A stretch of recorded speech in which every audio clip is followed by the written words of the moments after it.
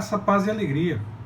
Na porção de hoje, recomendada para a leitura da Bíblia em um ano, no plano sequencial, Gênesis do capítulo 21 ao capítulo 24, lemos mais alguns eventos a respeito da história de Abraão, principalmente o momento de ofertar o seu filho, além da morte de Sara e a jornada do servo para buscar Rebeca como esposa de Isaque, além da despedida de Agar e Ismael. O servo não saiu com a incumbência de buscar especificamente Rebeca, mas eu digo isso por conta do desfecho da história que a gente já conhece, né? O nascimento de Isaque, que é falado nessa porção, causa grande alegria. Fica claro que foi um grande milagre de fato.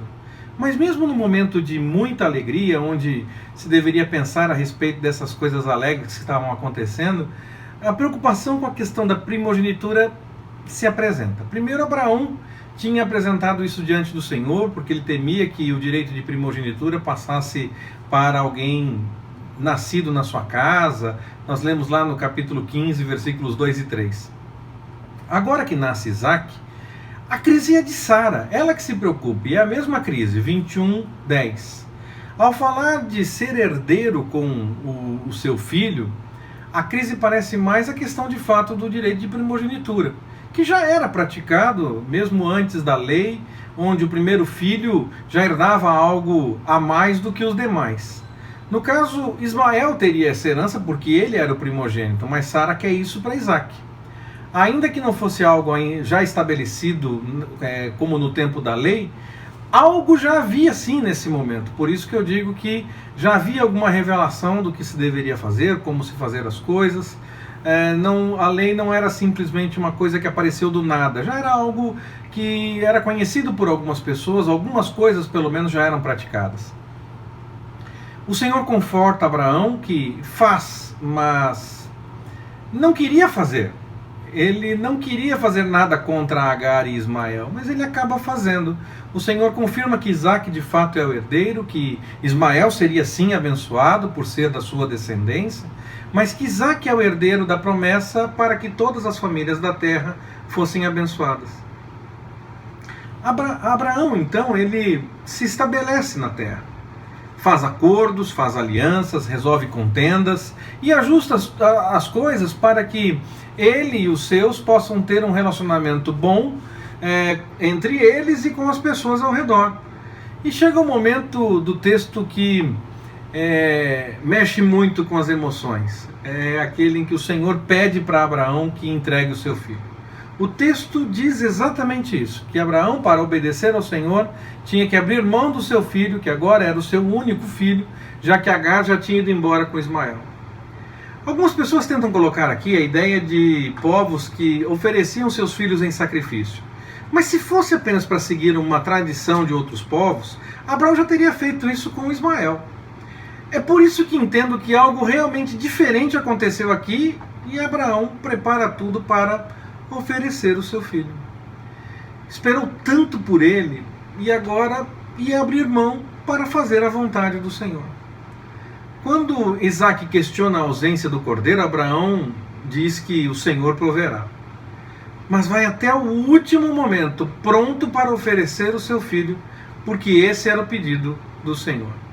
Quando ele está pronto para executar o sacrifício, o Senhor interrompe e realmente providencia o cordeiro. De certa forma, Abraão entregou sim o seu filho ali.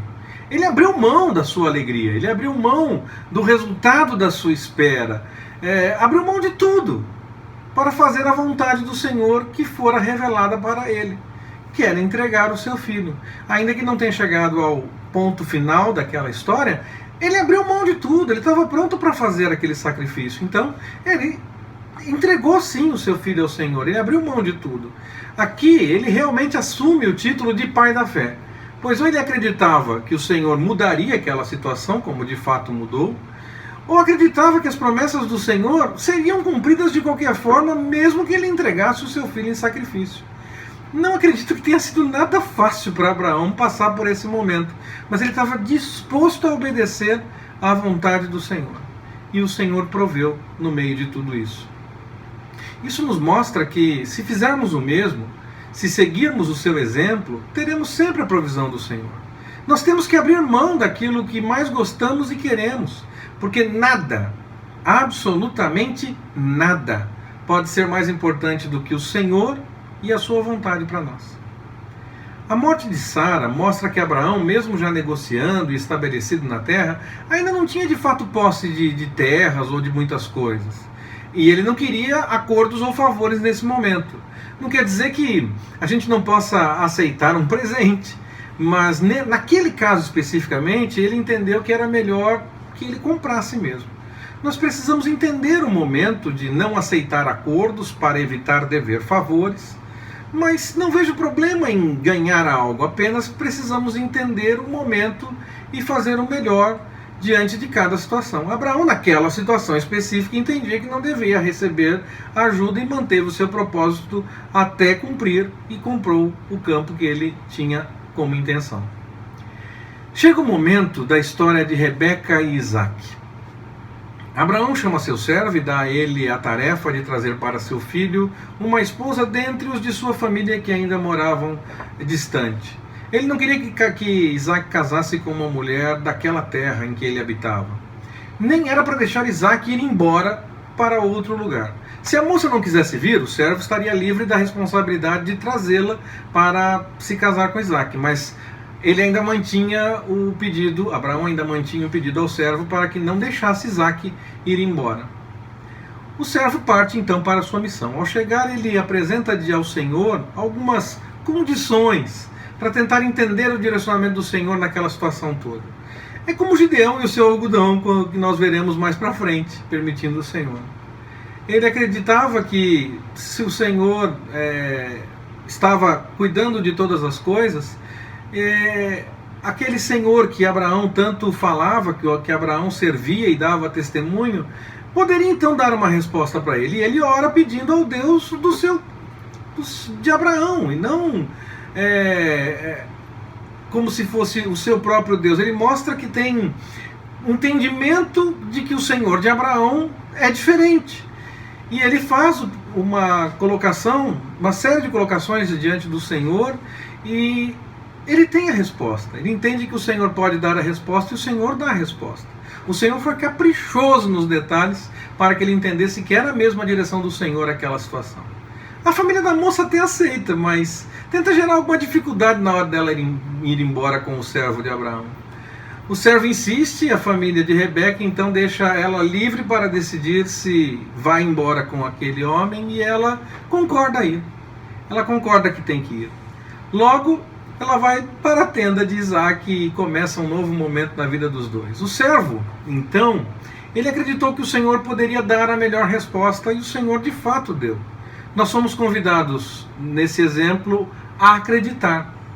Rebeca entendeu que havia algo nisso tudo e aceitou deixar os seus parentes mais próximos para seguir com aquele servo que para ela era de fato um estranho, mas para encontrar o seu parente distante e aquele que viria a ser o seu marido.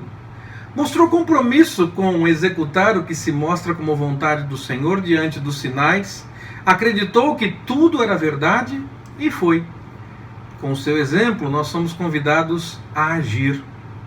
Isaac, logo que a recebe, a ama, porque era mesmo tudo plano do Senhor. Somos convidados então a desfrutar do melhor do Senhor para nós, do melhor do plano do Senhor para nós. Quando o Senhor planeja, as coisas acontecem da melhor forma. Mesmo que precisemos adotar a postura do servo e apresentar algumas condições para entendermos melhor a vontade do Senhor, o melhor é cumprir sim o desejo do Senhor quando Ele revelar e deixar claro, pois o seu plano é sempre o melhor. Que o Senhor nos abençoe. Forte abraço, até mais, permitindo o Senhor.